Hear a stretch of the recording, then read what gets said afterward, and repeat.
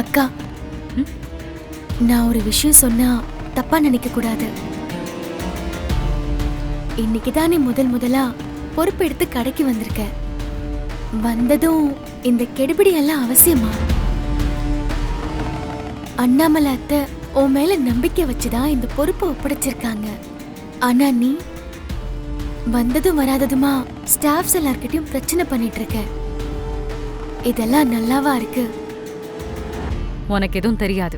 முதல் நாள் தானேன்னு நாம கொஞ்சம் விட்டு கொடுக்க ஆரம்பிச்சா அப்புறம் அதை சரி பண்ணவே முடியாது. அதான் முதல் நாளே நான் யாரு, என் குணம் என்னன்னு அவங்களுக்கு தெரிய வச்சிட்டேன். அப்படிலாம் எதுவும் இல்ல. இவ இன்னைக்கு தானே வந்திருக்கா. இவளுக்கு என்ன தெரியுங்கிற நினைப்புல தானே அவங்க இந்த மாதிரிலாம் பிஹேவ் பண்றாங்க. வேலைக்காரங்க மாதிரி நடந்துக்கிட்டா நான் ஏன் அவங்க கிட்ட இந்த மாதிரி நடந்துக்க போறேன்? என்னமோ நான் இங்க வேலை செய்ய வந்த மாதிரியும் அவங்க முதலாளி மாதிரியும் தானே நடந்துக்கிறாங்க. நீ சின்னதா ஒரு சாரி சொல்லியிருந்தா இந்த பிரச்சனை அப்பவே முடிஞ்சிருக்கும். இப்ப பாரு, ஸ்ட்ரைக்கு அது இதுன்னெல்லாம் பேசிட்டு இருக்காங்க. உனக்கு தெரிஞ்சது அவ்வளவுதான். முதல் நாளே நாங்க இப்படிதான் வேலை செய்வோங்கிற மாதிரி அவங்க என்கிட்ட ப்ரூவ் பண்ண பாக்குறாங்க. அதான் நான் யாருன்னு அவங்களுக்கு புரிய வச்சிட்டேன். இதுக்கெல்லாம் அசர்ற ஆள் நான் இல்லைன்னு இந்நேரம் அவங்களுக்கு நல்லாவே புரிஞ்சிருக்கும். நீ வேணா பாரு, இன்னும் கொஞ்ச நேரத்துல தானா வேலையை ஆரம்பிச்சிடுவாங்க. அக்கா, நீ சாப்பிட்டுட்டு நான் இப்ப வந்துடுறேன். சொல்லுங்க வருண். வருண் எதுக்கு இவளுக்கு கால் பண்றான்? ஹாய் ரியா, நீங்க ஃப்ரீயா இருக்கீங்களா? நான் உங்ககிட்ட கொஞ்சம் பேசணும். சொல்லுங்க, என்ன விஷயம்? சும்மா சொல்லக்கூடாதுங்க. You just amazing Riya.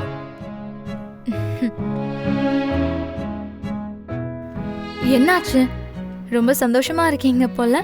Yeah, I am very very happy now.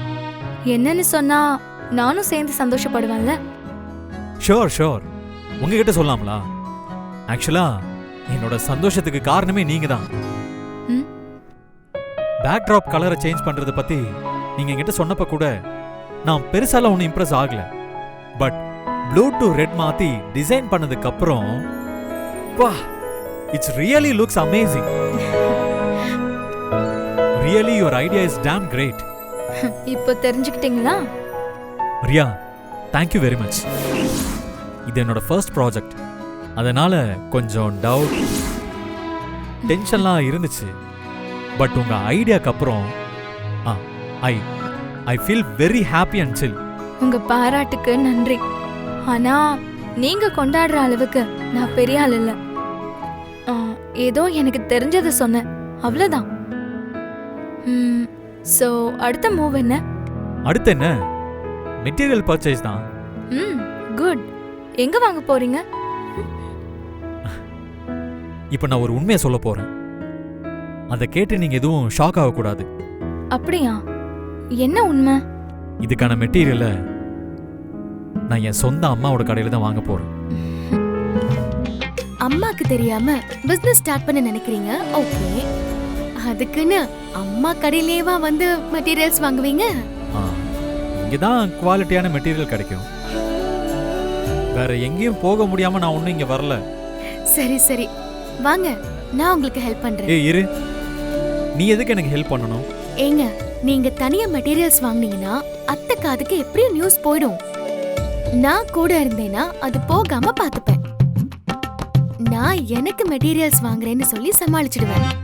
நீங்க மெட்டீரியல்ஸ் வாங்குறது அத்தை காதுக்கு போகணுமா போக வேண்டாமா? இல்ல இல்ல, போக கூடாது. அப்போ என் கூட வாங்க. வாங்க வாங்க. இவ்ளோ பெரிய கடைக்கு இனிமே நாம தான் முதலாளி. இன்னைக்கு ஒரு நாள் எந்த பிரச்சனையும் வராம பாத்துக்கிட்டா போதும். அதுக்கப்புறம் இந்த கடையோட மொத்த கண்ட்ரோலும் நம்ம கைக்கு வந்துடும். அந்த வீட்ல இருந்துகிட்டு ஒவ்வொன்றுத்துக்கும் பதில் சொல்லிக்கிட்டு அடிமை மாதிரி இருக்கிறத விட இங்க வந்து முதலாளியா சம்மன்னு அதிகாரம் பண்ணிட்டு இருக்கலாம். இன்னும் கொஞ்ச நேரம் தான், பாதி கிணற தாண்டிட்டோம்.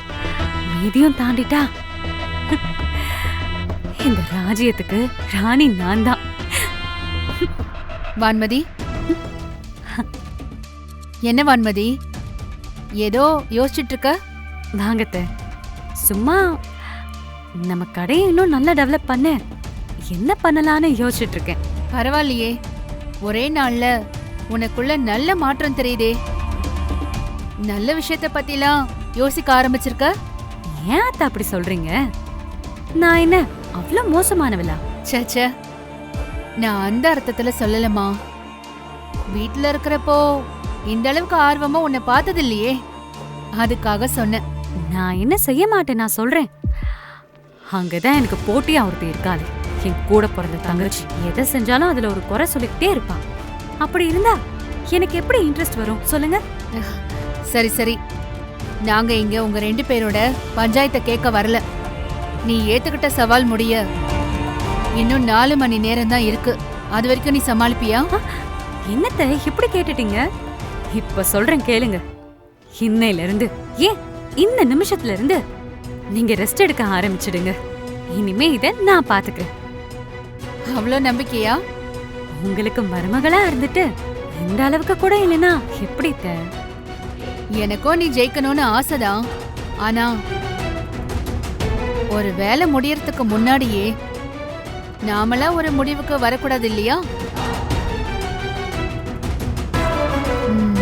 So, I'm waiting. நிம்மதியா இருங்க. உங்க நம்பிக்கையை நான் காப்பாத்துவேன்.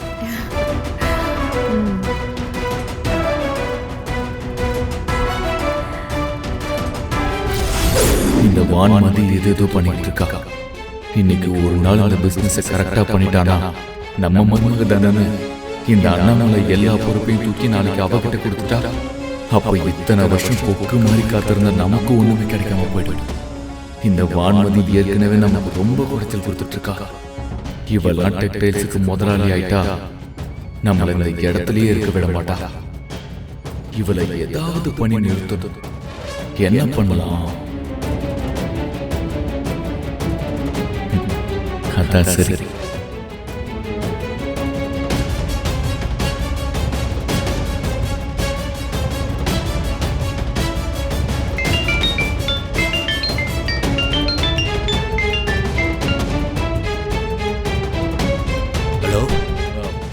ஹலோ அண்ணாச்சிங்களா?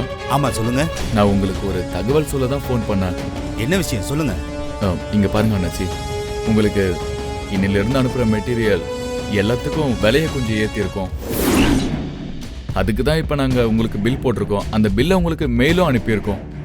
இதுக்கு முன்னாடி நீங்கள் கொடுத்துட்டு இருந்த ரேட்டு எங்களுக்கு கட்டுப்படி ஆகலை. அது எப்படி திடீர்னு இப்படி விலை ஏற்றுவீங்க?